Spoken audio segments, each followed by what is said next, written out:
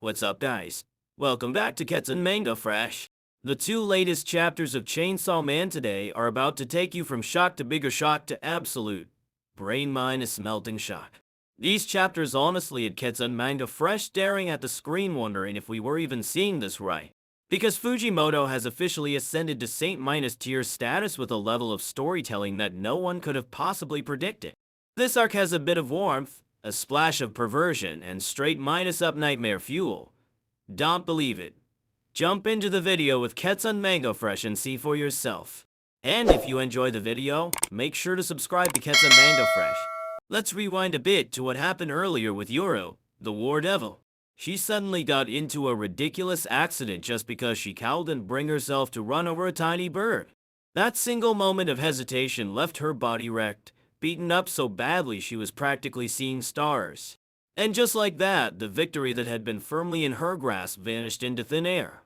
Watching the little bird fly farther and farther and farther away, Yura let out a faint smile, almost relieved. But that only made Asa furious and confused. Asa shouted, "Yoru, do you even hear yourself? You said killing that bird would make me unhappy, but when have you ever cared about my feelings?" From the very beginning, Yoru ignored Asa's will, turned DENJI into a weapon, and casually shot people right in front of her. And now this cold blooded devil suddenly cares about the life of a pigeon? It sounds completely absurd. Faced with Asa's sharp accusations, Yoru didn't argue back. She simply looked up at the sky, silently enduring the rage Asa had bottled up for so long. What Asa didn't understand was that Yoru had already awakened her full war devil power. She could have erased Asa's fragile personality, taken full control of the body, and lived freely. So why did Yoru keep clinging to this vessel named Asamitaka? At that moment, DENJI, barely holding himself together, dragged his battered body closer. He was in just as rough shape as Yoru, but at least he still had one arm left to finish the fight. Knowing she had lost, Yoru finally revealed the doubts she had buried for so long. It all started when she was still inhabiting the body of a bird before moving into Asa. Because they could share thoughts, Yoru had always wondered too. Why would a bird that hunts insects to survive feel guilty about killing tiny worms? In devil logic, eat or be eaten is the natural law. Everyone is just a link in the food chain. Why would such a small creature grow arrogant enough to develop pity for those weaker than itself? What troubled Yoru most was that Asa thought exactly the same way as that bird. The War Devil's power allows her to turn anything she owns into a weapon. And the strength of that weapon depends on the factors the value of the sacrifice and the user's guilt. Yoru and Asa differ because Yoru's mind barely understands guilt. Devils live by instinct and desire. That's why the weapons Yoru created in the early stages were relatively weak.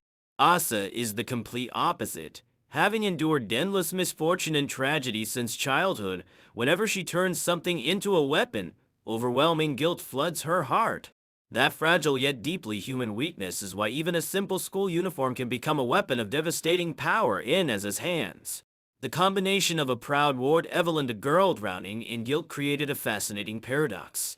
If you look closely, Yoru is in a complicated emotional state.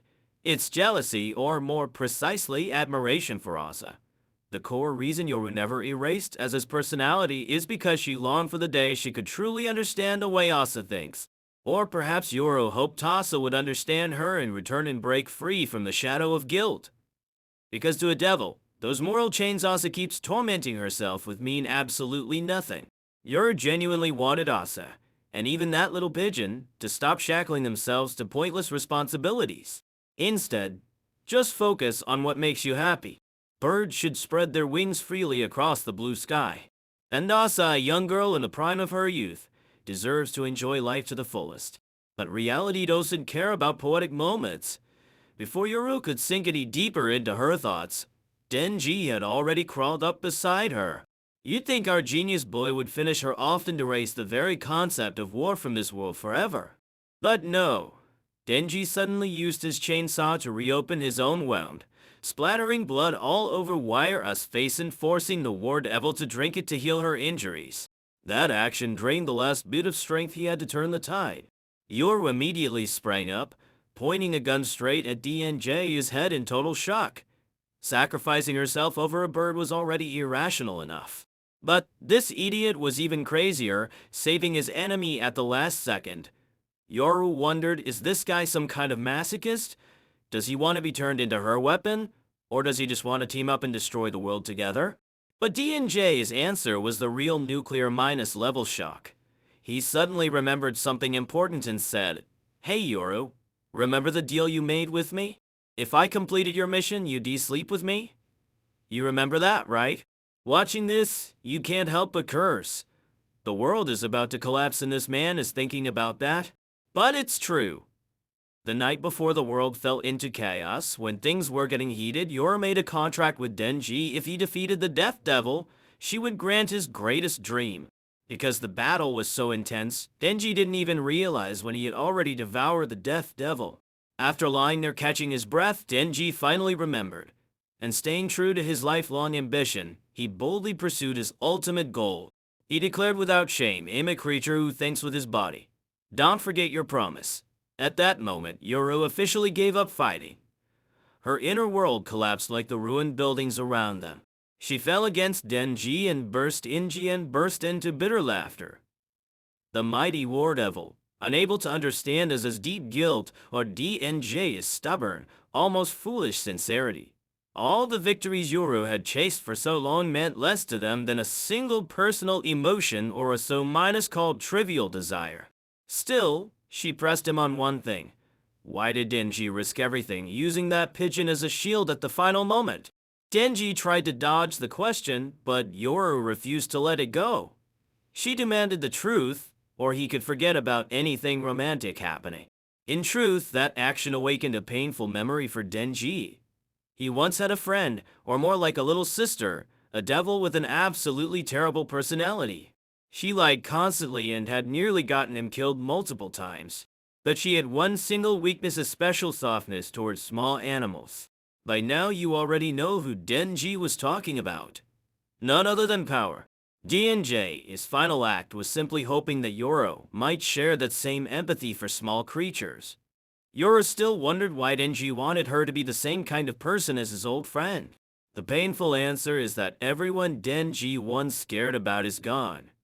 Denji, Yoru, and us are all people cast aside by society, lonely souls drifting at the edge of the world.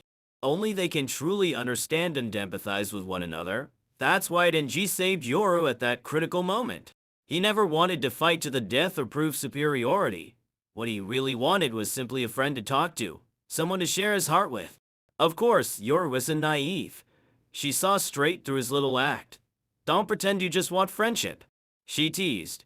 Denji scratched his head and laughed awkwardly. Okay, you got me. If we could be the kind of friends who also, do a little extra, that'd be even better. Hearing that, Yoru blushed bright red. She doesn't actually hate DNJ's blunt honesty. In fact, she once said she liked Denji but hated Chainsaw Man. Because they coexist in the same body, conflict was inevitable. And only Fujimoto would dare to write a confession seeing this unhinged.